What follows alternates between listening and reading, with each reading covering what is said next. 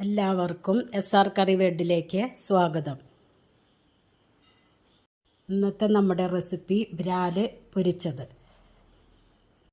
ഒരു വലിയ ബ്രാലാണ് എടുത്തിരിക്കുന്നത്. അതിനായി ഒരു ബൗളിലേക്ക് ക്ലീനാക്കി കഷ്ണങ്ങളാക്കിയ മീനിടുക.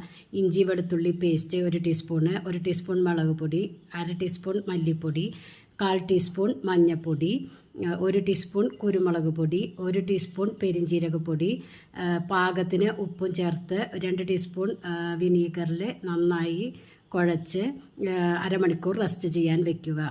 അതിനായി ഒരു പാനിലേക്ക് ആവശ്യത്തിന് വെളിച്ചെണ്ണ ഒഴിക്കുക. റെസ്റ്റ് ചെയ്യാൻ വെച്ച മീൻ ഓരോന്നായി വെച്ച് കൊടുക്കുക. ഒരു ഭാഗം വെന്ത് കഴിയുമ്പോൾ മറിച്ചിടുക. ഡ്രൈ പരുവത്തിലാവുമ്പോൾ കോരിയെടുക്കുക.